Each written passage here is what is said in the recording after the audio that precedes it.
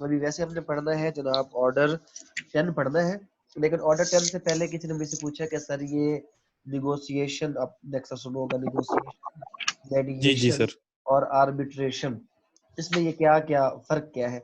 सादा सादा अगर मैं आपको बताता चलूँ ना, अभी नाम क्या है, किसने पूछा था? सर मैंने पूछा था। नाम क्या भैया आपका? शीतल दास। शीतल दास। शीतल, घर में कोई बहन वगैरह तो है ना, अकेले हो या कोई है बहन भाई छोटा? सर बहन भाई भी हैं सर। है। जब आप जरा पुराने दौर में चले जाओ, जब आप छोटे थे, आप छोटे थे, आपका अपने किसी भाई के साथ, किसी बहन के साथ किसी चीज के लेन देन पर, कोई चॉकलेट के ऊपर, कोई टॉफी के ऊपर, कोई खिलौने के ऊपर, कोई मोबाइल के ऊपर, आप लोगों की लड़ाई झगड़ा हो गया। अब ये डिस्प्यूट अराइज हो गया। तो सबसे पहला इस डिस्प्यूट का अराइज करने का तरीका क्या होता है कि आप दोनों आपस में कोशिश करते हैं कि चल इतनी देर के लिए तुम रख लो, इतनी देर के लिए मुझे दे दो, बस हिसाब बराबर है। अगर चॉकलेट है तो आधी तुम ले लो, आधी मैं ले लेता हूँ, ये हिस्सा तुम ले लो, ये मैं कर लेता हूँ। तो यहाँ पर आप अपने मामले को हल करने की ऐसी कोशिश करते हैं ना। तो ये है निगोशिएशन, कि जब जो दो जी जी। डिस्प्यूटेड पार्टीज होती है ना, without interference, without intervention of any third party, क्या करते हैं, उस मामले को हल करने की कोशिश करते हैं। तो ये निगोशिएशन हो गया। अब जैसे आपने अक्सर सुना होगा कि जनाब वो इंडिया के हमने उसको बुलाया है, वो सफारतकार को, हाई कमिश्नर को, और एहतजाज रिकॉर्ड कराया है, और या उसके साथ बैठकर कोई गुफ्तगू। तो ये जब दो पार्टीज जो डिस्प्यूटेड होती है, without intervention of the third party, आपस में बैठकर मामले को हल करने की कोशिश करते हैं, it is called the negotiation. Negotiation से अगली स्टेज आती है मेडिएशन। जैसे आप दो जो बहन भाई, या आपके आप दो भाइयों में अगर मसला बना और मसला हल नहीं हुआ, तो आप अगली स्टेज क्या करते थे, अपने बड़े भाई के पास चले जाते थे या बड़ी बहन के पास चले गए कि जी ये मामला हमारा हल करवाएं। अब अगर बड़ी बहन ने मामला इस तरह का हल करवाया कि कोई मिलती जुलती बात आ गई कि जिसके अंदर आप दोनों को वो चीज कबूल हो गई, तो मामला खत्म हो गया। अदरवाइज बड़ी बहन का फैसला अगर आपको कबूल नहीं है, तो आप उसको इनकार करते हैं, तो आपको मार पीट पड़ने का खतरा थोड़ा थोड़ा था। तो बड़ी बहन आ तो गई, बड़ा भाई आ तो गया मशवरे की हद तक, कि भाई ऐसे करो, ये इसको दे दो, ये वे कर लो, आपस में मामले को हल कर लो। लेकिन उसने सिर्फ मशवरे दिए, कोई पावर के साथ, कोई बाइंडिंग फोर्स के साथ अप्लाई नहीं करवा सकी या करवा सका। तो ये मेडिएशन हो गया। तो मेडिएशन में थर्ड पर्सन किस लिए होता है? आपको सिर्फ मशवरे देने के लिए होता है कि यार ऐसे कर लो भाई, मामले को हल कर लो। उसकी अगली स्टेज होती है कि जब बहन या भाई से भी मामला हल नहीं हुआ और आवाज आ गई अब्बा जी की या अम्मा जी की। अब अब्बा जी ने बुला लिया, ओए इधर आ जाओ। अब जब आप अब्बा जी के पास गए, तो हाँ क्या मसला है? तो आप दोनों ने कहा जी अब्बा जी ये चीज है, ये नहीं कर रहा, वो नहीं कर रहा। दोनों ने इख्तियार किसको दे दिया? अब्बा जी को। और जब अब्बा जी ने कहा ओए ये चीज इसको दे दो, ये इसको दे दो, बस फाइनल डन। अब आप मजबूर है। अब ना वहां पर आपको, हाँ कुछ घरों में अब्बा जी की जगह ये खिदमत अम्मा जी सर अंजाम देती है, तो वहां पर आपने अब्बा जी के पास नहीं जाना, क्योंकि जिस घर में अम्मा जी खुद अम्मा जी की बात मानते हैं, तो वहां पर आपने ये मामला लेकर अम्मा जी के पास जाना है। वो आप लोग बेहतर समझते हैं कि किस घर में क्या सूरत हाल है। तो जब आप थैंक यू सर। अब्बा जी के पास चले गए, तो उन्होंने क्या किया, उन्होंने एक फाइनली कहा कि बस ये कर दो, एक बाइंडिंग ऑर्डर दे दिया। ये है आर्बिट्रेशन। आर्बिट्रेशन एक्चुअली अगर मैं आपको इन प्रैक्टिस बताऊं, तो आर्बिट्रेशन तब होती है कि जब दोनों पार्टीज इन रिटर्न किसी थर्ड पर्सन को इख्तियार देती है, और इसके लिए एग्रीमेंट का होना जरूरी है एडीआर के लिए। और वहां पर आप उस बंदे को जब इख्तियार देते हैं, तो आर्बिट्रेशन में किया गया फैसला बाइंडिंग हो जाता है, क्योंकि आपने खुद उसको इख्तियार दिया है। मेडिएशन का फैसला बाइंडिंग नहीं होता, उसमें थर्ड पर्सन, अब आर्बिट्रेशन में भी थर्ड पर्सन होता है और मेडिएशन में भी थर्ड पर्सन होता है। मेडिएशन में थर्ड पर्सन सिर्फ मशवरा देता है, दरमियानी सूरत बताता है, और आर्बिट्रेशन में थर्ड पर्सन आपके दरमियान तस्फिया करवाता है, फैसला करता है, और फाइनल एक चीज पास करता है जिसको अवार्ड कहा जाता है। जो आर्बिट्रेटर अपना फैसला करता है ना, उसको हम जी ना सर। तो डिसीजन कहते हैं, ना उसको जजमेंट कहते हैं, ना degree. It is called award. तो जो आपका अवार्ड्स। आर्बिट्रेटर करता है वो अवार्ड होता है, अवार्ड बाइंडिंग होता है। बट मेडिएशन के अंदर जो आपके दरमियान सेटलमेंट होती है, इट इज नॉट बाइंडिंग। और निगोशिएशन तो आपकी आपस की गुफ्तगू है। तो ये निगोशिएशन, मेडिएशन, आर्बिट्रेशन की मिसाल ऐसे है कि जैसे दो छोटे बच्चों के दरमियान मामला हुआ, पहले खुद से हल करने की कोशिश की, निगोशिएशन से नहीं हुआ, तो मेडिएशन के लिए बड़ी बहन बड़े भाई के पास गए। वहां पर भी दिल को लगती हुई सूरत हाल नहीं मिली, तो फिर फाइनल आर्बिट्रेशन के लिए, बाइंडिंग फैसले के लिए अम्मा जी अब्बा जी के पास चले गए। वहां से जो फैसला हुआ वो उनके ऊपर बाइंडिंग हो गया। तो ये डिफरेंस है आपका निगोशिएशन, मेडिएशन और फर्दर आपके आर्बिट्रेशन का। क्लियर हो गया जनाब? Thank thank you very much sir.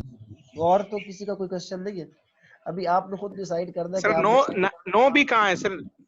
हाँ नो सर नो 9 भी नहीं है सर, मेरी बुक में तो नहीं, मैंने ऑनलाइन भी देखा, मुझे 9A तो मिला है, 9B तो नहीं मिला।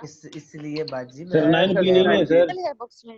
सर जी 9B अल्टरनेटिव डिस्प्यूट मैंने भाई कोई आपको एक बंदा कोई बात। मैंने एक बात ये कही थी कि ये जो एक छोटी सी किताब जो मैं लेकर बैठा होता हूँ ना, ये गलती से मैंने ही लिखी नहीं है, मैंने अपडेट की है और ये अपडेटेड है। अगर इसमें आपको ज्यादा सर चीजें नहीं काइंडली ये मिलेंगी, मैं इसका अरेंज करवा सर देता हूँ। रिवाइज 2019 में अवेलेबल है। आप जो ये मेरे वाली 2020 अपडेटेड है। इसमें आपने खुद लिखी है या यार देखो, ला कोई बंदा खुद लिखता नहीं है, ला को अपडेट किया जाता है। हाँ मैंने इसमें थोड़ा सा कंपाइल किया चेंज जाए।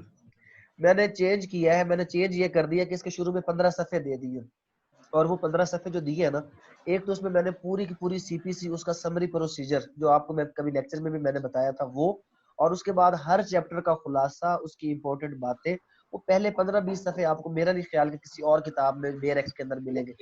तो वो जो प्रोसीजर के पहले 15-20 सफ़े है ना, वो मेरा काम है जो मैंने इसमें किया है। बाकी सिर्फ सर क्या मार्केट में मिलेगी आपकी किताब? यार मैं अभी मार्केट में तो मुश्किल है, बट मेरी बुक शॉप पर अभी उसकी किताबें पढ़ी हो तो पढ़ी हो, क्योंकि अभी मेरा उसके साथ कांटेक्ट नहीं जिसने छापी थी ये किताब। मैं बुक शॉप वाले बंदे से बात करूंगा, अगर किसी को चाहिए होगा तो वो आप लोगों को वो यूएमएस वगैरह बिल्कुल कर दे। चाहिए सर जी। चलिए वो डिस्कस कर लें कि अभी आ जाते हैं जनाब ऑर्डर 10 की तरफ। माइक म्यूट कर ले काइंडली, ताकि हम आसानी के साथ अपना ये माइक म्यूट कर ले सब लोग। कौन सा अपना माइक म्यूट कर ले प्लीज आप। अच्छा जनाब, ऑर्डर 10 की तरफ आ जाते हैं। Examination of the party by the court. अच्छा, ये जो ऑर्डर 10 है, अप टू सम एक्सटेंट ये एप्लीकेबल है। इस तरह एप्लीकेबल है कि जब हम कोई मुकदमा लेकर जाते हैं ना, तो फॉर्मेलिटी ही सही, बट अदालत हमसे पूछती है हाँ भाई जी क्या मसला है आपका, तो वहां पर अगर हम अदालत को बताए मसला, तो अदालत यहाँ पर बेसिकली क्या करती है कि फोर्थ आगे जाने से पहले पहले एक बार पार्टी से पूछ लेती है कि यार बताओ कि आखिर आप दोनों के दरमियान मसला क्या है। तो यहाँ पर ascertainment whether allegation in pleading are admitted or denied, तो वो पूछती है कि भाई साहब ये जो आपने दावे में जो चीजें लिखी थी और जो जवाब दावे की चीजें हैं, यहाँ पर आप इसको असर्टन करते हैं, डिनाई करते हैं, या आप इसको नहीं करते, तो ये चीज क्या की जाती है, इस स्टेज पर पूछी जाती है।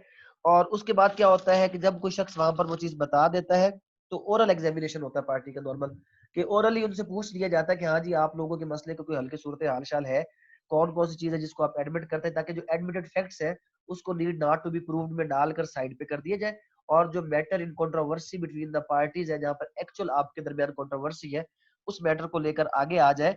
तो यहाँ पर आपका क्या है कि जब अदालत उनसे वो बात सुनती है ना, तो अपनी ऑर्डर शीट में लिख लेती है कि जनाब मैंने पार्टी से ये बात पूछी और उसने ये जवाब दिया। और अगर पार्टी खुद नहीं थी, इन पर्सन नहीं थी, उसका प्लीडर आया था, तो प्लीडर से क्या करेगी पार्टी, वो अदालत पूछेगी हाँ भाई साहब आप इस सवाल के बारे में क्या कहते हैं। अगर प्लीडर जवाब ना दे सके, तो अदालत क्या करेगी, अदालत उसे कहेगी कि यार वो पार्टी को इन पर्सन बुलाओ, ऑर्डर जारी करेगी to call the party, to call the plaintiff और डिफेंडेंट इन पर्सन। अगर इस स्टेज पर वो प्लेंटिफ या डिफेंडेंट इन पर्सन नहीं आता, तो इस सूरत में कोर्ट के पास ये राइट है कि वो उस मुकदमे को क्या कर दे, वो उस मुकदमे को जजमेंट सुनाने के बाद डिस्पोज ऑफ कर दे। अगर वो आपका पार्टी जिसकी कोर्ट को पर्सनल अटेंडेंस रिक्वायर्ड है, और पर्सनल अटेंडेंस कब रिक्वायर्ड है, इसलिए रिक्वायर्ड है क्योंकि जो पार्टी प्लीडर है वो unable to answer the question of the court, उस सूरत में वो उसको बुला लेगा। ये जनाब आपका ऑर्डर 10। अब ऑर्डर 11, 12, 13 अगर आप लोग कहते हैं तो आज मुश्किल है, मैं थोड़ा सा दूसरे लोगों की क्लास ले लूं, तो कल हम डिस्कस कर लेंगे। अदरवाइज आप लोग देख ले, कल इसको हम एक सिर्फ बर्ड आई व्यू ले लेंगे। अदरवाइज इसमें कोई खास ऐसी चीज है नहीं एक्चुअली, क्योंकि अगर हम इस तरह हर ऑर्डर पर चले ना, तो 25 डेज हमारे सीपीसी खा जाएगी। ऑर्डर 21 के 103 रूल्स हैं। तो अब हम कोशिश यही करते हैं, मैं आप लोगों को ये कल के लिए जो है ना साइन कर दे, तो कल हमारा एक्चुअल फोकस होगा ऑर्डर 14 हमने करना है बेहतरीन तरीके के साथ, वो इंपॉर्टेंट है। और उससे पिछले जो ऑर्डर्स है ये आप लोग देख लीजिएगा, सिर्फ क्वेश्चंस की हद तक मैं एंटरटेन कर लूंगा, क्योंकि अभी मेरा जो पूरी कोशिश है कि एक जो नया बैच अभी स्टार्ट हो रहा है ना, फ्रेश बैच पंजाब के हवाले से, वो 1 जुलाई से है। तो उससे पहले पहले मैं आप सब लोगों को स्ट्रीमलाइन करना चाहता हूँ, आप सब लोग स्ट्रीमलाइन हो जाए, एक सीक्वेंस में आ जाए, और फिर क्लासेस को शॉर्ट करके एक तरतीब में लाकर मैं उसको आगे जो है वो डेली बेस पर, जैसे आपको पता है कि हमने पहले क्वेश्चन पेपर मैंने आपको देने शुरू किए थे और वो चीजें स्टार्ट की थी, बट ये अभी बर्डन ज्यादा हो गया है, वो चीजें रुक गई है, तो मैं उन तमाम चीजों को बराबर करके वापस करके दोबारा लाना चाहता हूँ, दोबारा एक सीक्वेंस में फिर से स्टार्ट करना चाहता हूँ, सिंध वालों के लिए ऑब्जेक्टिव और पंजाब वालों के लिए सब्जेक्टिव। और फर्दर मोर 1 महीने के बाद यानी कि जुलाई के बाद आपके ग्रुप सेपरेट हो जाएंगे। पंजाब वाले सब्जेक्टिव वाली साइड पर चले जाएंगे, अपने ग्रुप उनके सब्जेक्ट्स और है। सिंध वाले अपने ग्रुप में चले जाएंगे, आप लोगों के सब्जेक्ट और है। बलूचिस्तान का ग्रुप अभी तो यहाँ पर नहीं है, वो तो वैसे ही अलग चल रहा है। बलूचिस्तान का ग्रुप आपके साथ अटैच है, उसमें बहुत ज्यादा लोग हैं, तो वो ग्रुप ऑटोमेटिकली क्या हो जाएगा, वो अलग हो जाएगा और ये सारे ग्रुप्स अलग हो जाएंगे। तो फिर हमारी तैयारी का जो सेकंड फेज है वो स्टार्ट हो जाएगा। फर्स्ट फेज में हमने जुलाई तक क्या करना है कि एक बार जितने लॉज हैं माइनर या मेजर उनको गो थ्रू करेंगे। और मेरी कोशिश पूरी यही है, क्योंकि एएसजे के लोग भी कह रहे हैं कि सर आप काइंडली इस तरह करें कि हमें फिंगर टिप्स के लेक्चर, तो अभी मैं कल से कोशिश कर रहा हूँ कि एटलीस्ट 2 दिनों में एक लेक्चर जो आपके फिंगर टिप्स के हवाले से, स्पेशली जो आपके माइनर एक्ट्स हैं। अभी नेक्स्ट इंशाल्लाह जो है ऑन द बोर्ड वो आपका है control of narcotic substance act 1997 है।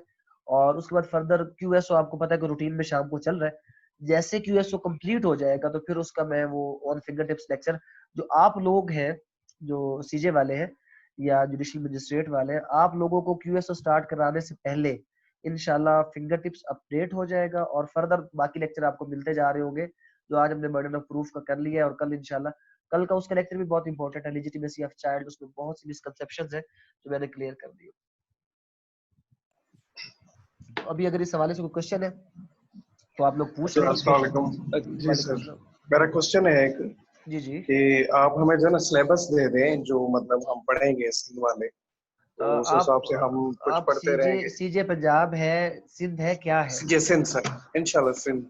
सिंध का है ना, जो सिंध वाले लोग हैं उनका सिलेबस जो है पास पेपर भी अपलोडेड है मेरे यूट्यूब चैनल के ऊपर, और उनके सिलेबस के हवाले से हाँ लेक्चर नहीं मैं कल अपलोड कर दे, तो जो सीजे सिंध का सिलेबस है वो अपलोड कर दे, तो पंजाब वालों का ऑलरेडी अपलोडेड है प्रीवियस सर पेपर कुछ जितना भी। आउटलाइंस दे देना सर। जी जी आउटलाइंस दे दें जिस पर आउटलाइन जो है में ना जो हम इस खुद। स्टेज पे अभी फिलहाल आपने क्या करना है, फिलहाल आपने लाजमी तौर पर जितने भी आपके जो रेलेवेंट लॉज है, पहले मेजर लॉज, मेजर एक्ट्स के अंदर आपका CPC, CrPC, QSO, Pakistan penal code, पहले एक बार आप ए टू जेड इसको आप गो थ्रू करें कि कोई भी सिंगल।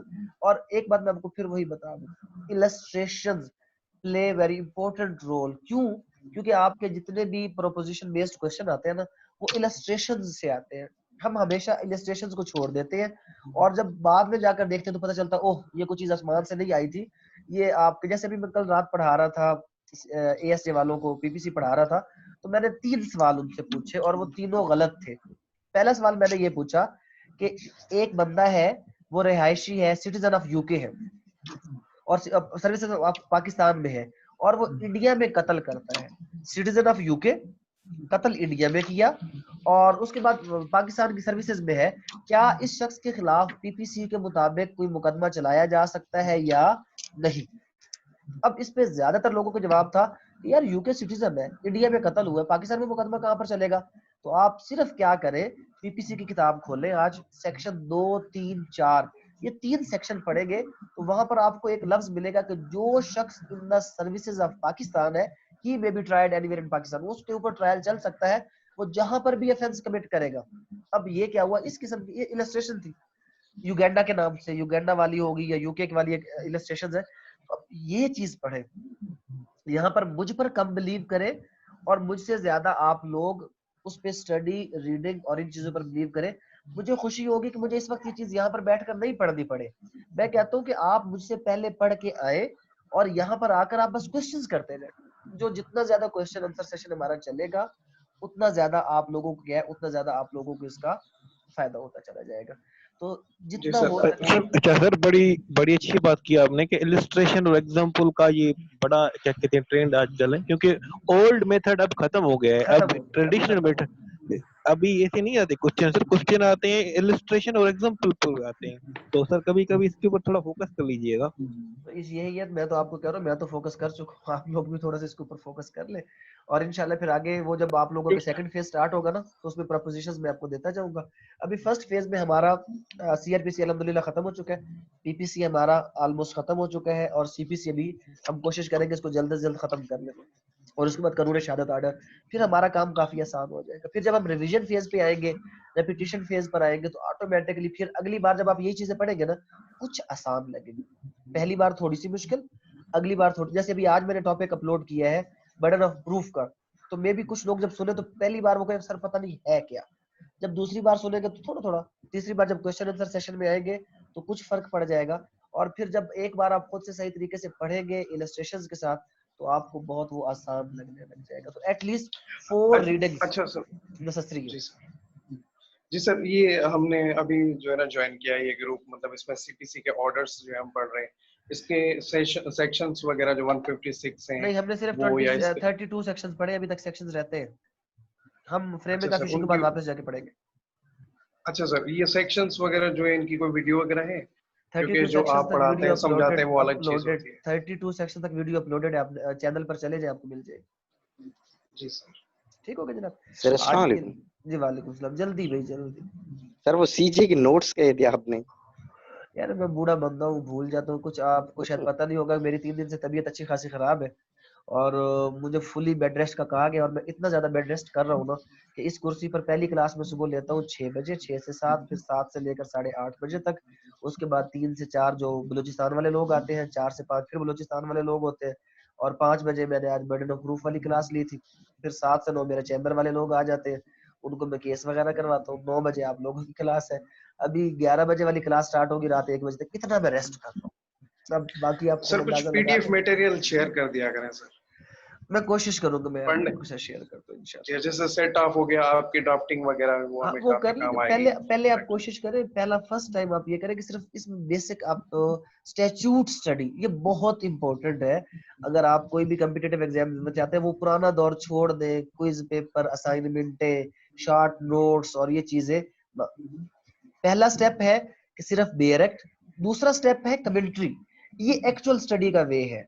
आप वो उन चीजों को छोड़ें जो आप वो पुराने दौर, ट्राई करें कि आप खुद चीजें बनाना शुरू करें। मैं आपको गाइडलाइन देता रहूंगा, साथ साथ क्वेश्चन को शेयर करता रहूंगा, लेकिन कोशिश करें कि आप खुद इन चीजों को करें। तो अभी 11 बज गए। सर इस जी सर, मैं टेक्स्ट को सर कंप्रीहेंड करने में थोड़ी प्रॉब्लम होती है, मैं तो कुछ उसके चीजें लिए जो आपको टर्मिनोलॉजी। असल में ये अगर दुआ करें कोरोना का इशू जल्द खत्म होता है ना, तो मेरा वो ऑलमोस्ट तैयार है, जो आपका एडिशनल सेशन जज तक, जो सिविल जज, मजिस्ट्रेट, एडीपीपी और इनके लिए सिविल और क्रिमिनल लॉ के जो है, वो आप उसको की बुक कह लेंगे, आप उसको मैं कहता हूँ लेक्चर नोट्स कहता हूँ। वो लेक्चर नोट्स ऑलमोस्ट रेडी है। जैसे ये मसला खत्म होगा ना, मैं उसको पब्लिश करवा दूंगा, फिर वो आप लोगों सर तक पहुंच सॉफ्ट जाएगा। में हमें ईमेल कर दें, हम तो पढ़ लें। सॉफ्ट में इसलिए नहीं अगर कर ऐसे सकता क्योंकि जो चीज पब्लिश होनी होती है वो हमारा एक उसमें कॉपीराइट का इशू आता है, तो सॉफ्ट में नहीं कर सकता। बट जल्द से जल्द मैं आप लोगों के लिए वो अवेलेबल करवा दूंगा हार्ड कॉपी में, नहीं तो मैं फोटो स्टेट कॉपी अवेलेबल करवा दूंगा, आप लोगों को बता दूंगा इंशाल्लाह। ठीक है, ये भी बहुत अच्छा। अच्छा सर, 9B जो है ना, इसकी फोटो अगर हो सके तो ग्रुप में शेयर मैं कर ग्रुप दें। में शेयर कर देता हूँ, मैं भी शेयर करता हूँ। ठीक जी है शुक्रिया। ओके, अल्लाह हाफिज़। सर तो फिर हार्ड कॉपी हमें कैसे मिलेगी? हार्ड कॉपी बेटा मैं अपना जो है वो बुक शॉप वाला लड़का है, उसका नंबर शेयर कर दूंगा, आप उसको बताते जाइए, वही एमएस करता जाएगा जिस चीज को चाहिए होगी। ठीक सर है फैमिली लॉ थैंक में यू भी सर। क्वेश्चन आते हैं, उस पे कोई फिंगर टिप्स या कोई लेक्चर या कोई सेट कर दें। सब कुछ आपके पेपरों से पहले पहले पूरा हो जाएगा। अभी प्रायोरिटी मेरी एएसजे वाले लोग हैं, उनके सिर्फ 20 दिन हाँ पड़े हैं, मुझे उनको टाइम दे देना थोड़ा सा। ठीक है जी, तो सर बिल्कुल आप ये सर, कहना चाहते हैं कि हमें बेयर एक्ट की लैंग्वेज लिखनी चाहिए पेपर में कंप्लीटली? सिर्फ समझो, पहले समझो। लिखने वाली लैंग्वेज मैं आपको बताता जाऊंगा, सिर्फ समझो, फिर आपको मैं पूरा सवाल बनाना सिखाऊंगा, सवाल बनता कैसे। सही आप सही कह रहे हैं कि पहले बेसिक तो पढ़ लें, फिर उसके बाद आगे बाकी जाएं। इंशाल्लाह फिर बेसिक तो आनी चाहिए ना। ठीक हो गया जनाब। तो लड़के डायरेक्ट 4th गियर में चलना चाह रहे हैं।